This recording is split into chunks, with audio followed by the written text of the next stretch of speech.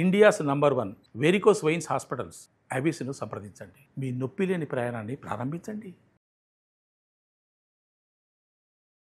నమస్తే రమగారు. నమస్తే జయ.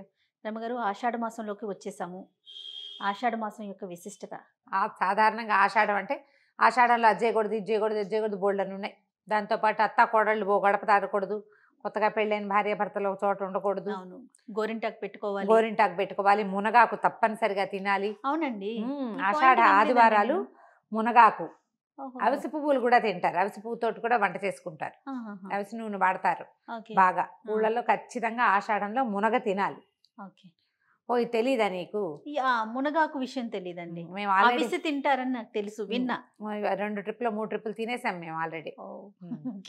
మునగ బాగా తినాలి ఈ సీజన్ లో. సండే తినేస్తాను. ఆదివారాలు కనీసం అని చెప్తారు. ఏంటి రమ్మగారు? చెప్తాం, అవన్నీ చాలా ఉన్నాయి వ్యవహారాలు. తప్పకుండా. ముందు అసలు విశిష్టత మాట్లాడు. ఆషాఢము అంటే ఇదేం పెద్ద పవిత్ర మాసం కాదని ఒక భావన ఉంటుంది. శ్రావణం కోసం వెయిట్ చేస్తాం, మనకి పూజలు ఉన్నాయి కాబట్టి. నిజానికి మన పూజలకి ఆది ఆషాఢమే. ఆషాఢంలోనే తొలి ఏకాదశి వస్తుంది. అవునవును. తొలి ఏకాదశి అంటే తొలి ఏకాదశి, మొదటి ఏకాదశి అని చెప్తాం. కానీ అంటే వర్షాకాలంలో వచ్చేదే మొదటి ఏకాదశి, వర్షాకాలానికి ముందు వచ్చేది. అవునవును. ఈ రోజున విష్ణుమూర్తి పడుకుంటారు.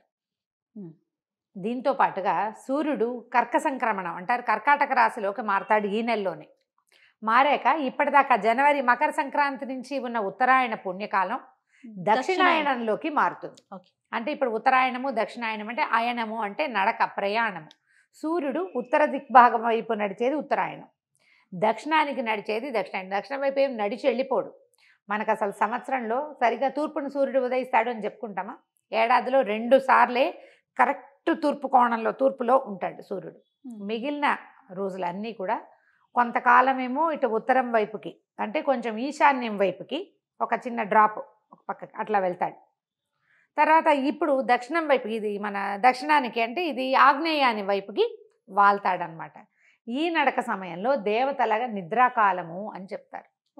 ఇప్పుడు వచ్చేటువంటి తొలి ఏకాదశి నాడు విష్ణుమూర్తి నిద్రిస్తారని 4 నెలల పాటు ఆయన పడుకుంటారు. ఈ 4 నెలలు పడుకుంటే ఏమవుతుంది? సూర్యుడు వేడి తగ్గుతుంది. ప్రజలకి, భూలోకంలో మానవులకి నిద్రా సమయాలు పెరుగుతాయి. రాత్రిళ్ళు పెద్దవయ్యి పగళ్ళు చిన్నవవుతాయి. సూర్యుడి వేడి తగ్గిపోతుంది. సమస్త జీవరాశులకి అనారోగ్యాలు వస్తాయి. అందుకని ఇప్పటి నుంచి ఇది ఉపాసనా కాలము అని చెప్తారు. ఇప్పుడు చూడు, ఈ నెల అట్లా తిరగంగానే మనకు తొలి ఏకాదశి ఉపవాసాలు ఉంటాం మనం. ఇక్కడి నుంచి మొదలుపెట్టి శ్రావణంలో ఏవో మంగళవారాలు శుక్రవారాలు పూజలు చేస్తాం, సగం ఉపవాసాలు.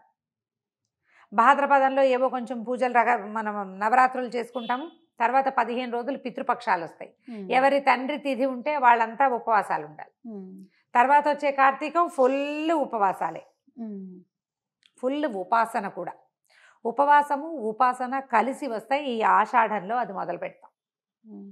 ఆషాఢ మాసంలో ఇప్పుడు మనకి తెలంగాణ ప్రాంతంలో ఏంటంటే అమ్మవారికి బోనాలు సమర్పిస్తారు. ఆషాఢ గురువారాలు మనకి రాయలసీమ వైపు కూడా అమ్మవారికి బోనం సమర్పించడము, అమ్మవారికి నైవేద్యాలు పెట్టడం. బోనం అని పేరు పెట్టరు, బోనం మన ప్రాంతపు పేరు. ఈ బోనం అంటే అదేదో ప్రత్యేకమైన పదం కాదు. భోజనము ప్రకృతి, బోనము వికృతి. తెలుగులో ప్రకృతి వికృతి చదువుకుంటామా? అవును, అంతే. భోజనము బోనము, అమ్మవారికి ఆహార సమర్పణ చేయటమే బోనం అంటాం. బోనం. ఈ వ్యవహారంలో ఏంటంటే మనకి ఇప్పుడు సీజన్ మారిపోతుంది. వర్షాకాలం వస్తుంది కదా. ఇప్పుడు గ్రీష్మ ఋతువులో ఉన్నాం. ఏమిటి? జ్యేష్ఠ ఆషాఢాలు గ్రీష్మం, శ్రావణ భాద్రపదాలు వర్ష ఋతువు. ఈ శ్రావణ భాద్రపదాలకి ముందు వచ్చేటువంటి ఈ సీజన్లో ముందు ఇప్పటికే మనకి మాన్సూన్స్ వచ్చేస్తాయి. తీవ్ర వర్షాకాలం కాకుండానే తొలకరి జల్లులు, అక్కడక్కడ ముసుర్లు, సడన్గా ఎండ నుంచి ఒకేసారి విముక్తి లభించిందని మనం ఏం చేస్తాం? ఉత్సాహంగా వానలో పరిగెడతాం. తడిసినా పెద్ద పాటు చెయ్యదు. ఆ తడుపు అనారోగ్యాలకి దారితీస్తుంది. అంటువ్యాధులు ప్రబలుతాయి, బాగా స్కిన్ ప్రాబ్లమ్స్ వస్తాయి, కలరా లాంటివి వస్తాయి, మోషన్స్ అవుతాయి. మనకు తెలిసిందే అది. స్టమక్ ఇన్ఫెక్షన్స్ బాగా వస్తాయి. ఈ సమయంలో ఇలా అంటువ్యాధులు అవి ప్రబలే సమయంలో మనం ఏ ఊర్లో ఉన్నామో ఆ ఊరి గ్రామ దేవతని కొలిచి ఆమెకి ఆహారాన్ని సమర్పిస్తే అంటువ్యాధులు ప్రబలనివ్వకుండా అమ్మ తల్లి ఆపుతుంది అని. అన్నాన్ని శుద్ధంగా చేసి పెడతారు. బోన సమర్పణ ఏం చేస్తాం, ఏదో పాత్రలో వండి అవును. దానికి సున్నము అవి రాసి సున్నపు రాసి బొట్లు పెడతారు, సున్నం రాస్తారు ఆ కుండకి, ఉమ్. పసుపు రాస్తారు, చక్క కుంకుమ అవి బొట్లు పెడతారు, వేపాకులు అవి వాడతారు విస్తారంగా. ఆ ఘటానికి చుట్టూతా వేప మండలు కడతారు. ఇప్పటి నుంచి మనం వేప విరివిగా వాడాలని తెలియజేస్తుంది. ఈ సీజన్లో మనం బాగా వేప ముంచిన నీళ్లు, వేప చెట్లు, వేప కొమ్మల్ని గుమ్మాల కట్టుకోవటము ఈ ప్రాంతంలో. ఎందుకంటే ఇంతకుముందు మనకి ఇక్కడ ఈ కలరా లాంటివి రావడం తెలుసు మనకి తెలంగాణ ప్రాంతాల్లో. మనం ఏం చేస్తాం, సాధారణంగా ఒక చోట దెబ్బతిన్నాం అనుకో, దానికి రిపేర్ మొదలు పెడతాం. అవునవును. ఆ రిపేర్ ఏం చేస్తాము, అది ఖచ్చితంగా చేయవలసిన విధానంగా అలవరుస్తాం. నువ్వు ఇప్పుడు ఏకాదశి ఉపవాసం నేను ఉంటాను, ఉపవాసం ఎందుకు ఉండాలో నేను అర్థమయ్యేలాగా చెప్తే ఎంతమందికి నచ్చుతుంది? ఉపవాసం ఉంటే కొంతమందికి నచ్చదు, కొంతమందికి నచ్చదు. ఎవరుంటారు అనిపిస్తుంది. ఉపవాసం చేయటం వల్ల నీ ఆరోగ్యానికి వచ్చే ఇది నీకు డైటింగ్గా కూడా యూజ్ అవుతుంది. ఇలాంటి మాటలు చెప్తే ఇంకొంచెం నచ్చుతుంది. దాన్ని మనం సాంప్రదాయంగా భావించేసి దాన్ని అవలంబించేస్తూ ఉంటాం. అందుకని ఏం చేశారంటే ఒట్టి మాటగా శాస్త్రం చెప్పింది ఖచ్చితంగా ఇది ఇవాళ నుంచి చెయ్యాలి, ఈ రోజున ఇదే తినాలి, ఫలానా అస్సలు తినకూడదు, తింటే రౌరవాది నరకాలు వస్తాయి, పాతాళంలో పడతావు, భూలోకంలో పడతావు, మళ్ళీ కటాక్షం ఉండదు, కటాక్షం ఉండదు, అలాంటివి చెప్పి భయపెడితే గానీ ఎవ్వరు వినరు. అవునండి. కాబట్టి ఇక్కడి నుంచి అది మొదలుపెట్టారు. ఈ విష్ణుమూర్తి నిద్రించే కాలం కదా, ఇక్కడి నుంచి 4 నెలలు కార్తీక శుద్ధ ఏకాదశి దాకా ఇది దేవశయని ఏకాదశి, అది బోధిని ఏకాదశి. విష్ణువు నిద్రలేస్తాడు. ఈ 4 నెలలు చాతుర్మాస్య దీక్ష వహిస్తారు చాలామంది. చాతుర్మాస్యం సాధారణంగా యతులు, సన్యాసులు, పీఠాధిపతులు ఏ ప్రాంతంలో ఉన్నారో అక్కడే ఉంటారు, కదలరు, ప్లేసులు మారు, ప్రయాణాలు చేయకూడని నెలలు. ఇప్పుడు వాళ్ళకి చాతుర్మాస్యం, మనం ఏం చేయాలి, ట్రిప్పులు అవి పెట్టుకోకూడదు. ప్రయాణాల్లో ఇప్పుడు ఇదివరకు ప్రయాణాలు ఏం చేసేవాళ్ళు, ఈ అడవుల్లో నడిచిపోయేవాళ్ళు, ఎక్కడ పిడుగు పడితే ఏమైపోతుందో. అవునవును.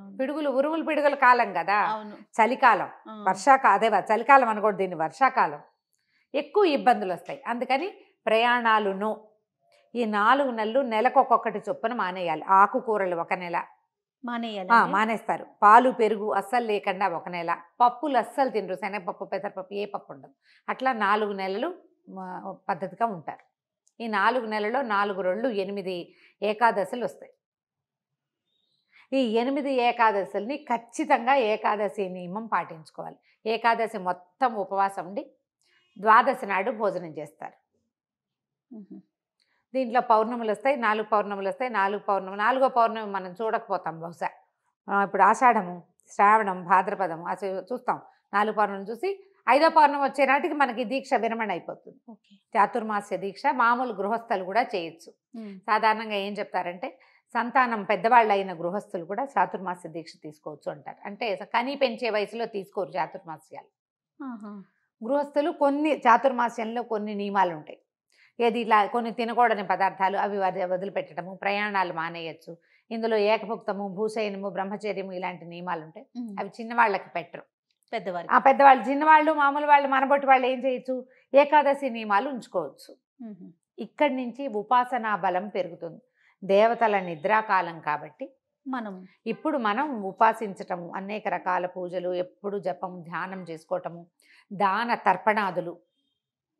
దానాలు చేసుకోవటము, తర్పణాలు చేయటము, ఇవన్నీ చేసుకుంటూ ఈ 6 నెలల కాలాన్ని గడిపితే మళ్ళీ మనకి మకర సంక్రమణానికి దేవతలంతా నిద్రలేస్తారు. మన హరిబోధిని ఏకాదశి ఎప్పుడు వస్తుంది, కార్తీకంలో వస్తుంది. అవును, కార్తీకంలో విష్ణువు నిద్రలేస్తాడు.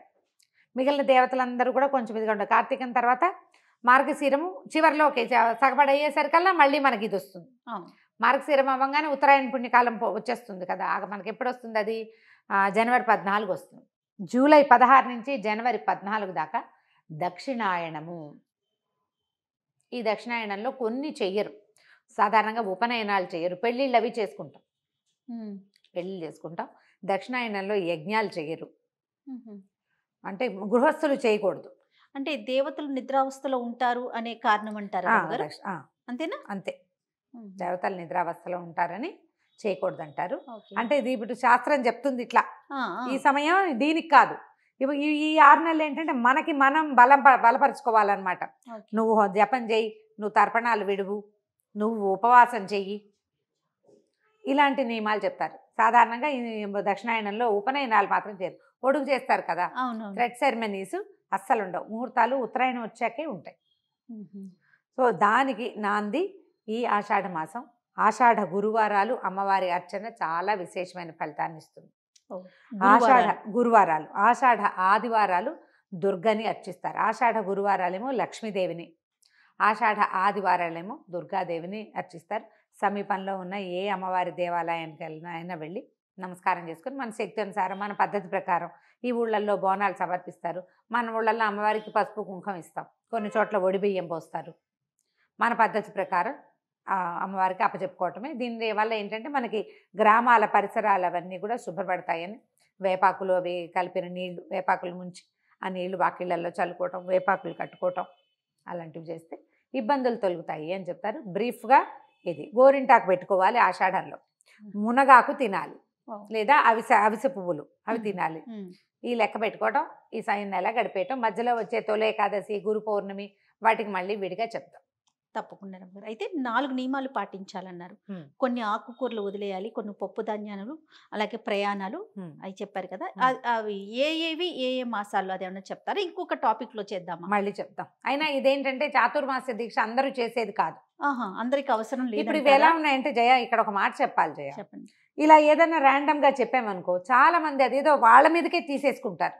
ఆ ఇంట్లో ఉన్న వాళ్ళంతా ఇబ్బంది పడి వీళ్ళు ఎందుకు చెప్తారు ఇలాంటివి అంటారు, ఇవి కాంప్లికేటెడ్ చేసేసుకుంటారు కదా. మనకెందుకు చాతుర్మాస్యం? మనకు అవసరం లేని విషయం అంటే అవసరం లేదు. చాతుర్మాస్య దీక్ష ఉన్న వాడికి మనం చెప్పక్కర్లా, ర్యాండమ్ గా ఇది విషయం. దీక్ష తీసుకున్న వాళ్ళకి మాత్రమే ఈ విషయాలు, నార్మల్ పీపుల్ కి అక్కర్లేదు. కాదు, నార్మల్ పీపుల్ చేయగలిగేవి ఏంటంటే ఉపవాసము, మునగాకులు అవి తినడము, ఈ ఆషాఢంలో గోరింటాకు పెట్టుకోవటము, ఏదైనా ఒక దేవాలయానికి వెళ్ళటం, ఇక్కడి నుంచి వచ్చే ఈ 4 నెలల్లో వచ్చేటువంటి 4 రోజులు 8 ఏకాదశులైనా నియమంగా ఉండటము, ఇది మనం చేయగలుగుతాం. తప్పకుండా వాటిని ఇంకొక టాపిక్ కింద తీసుకుందాం. రైట్ అండి, నమస్తే. నమస్తే.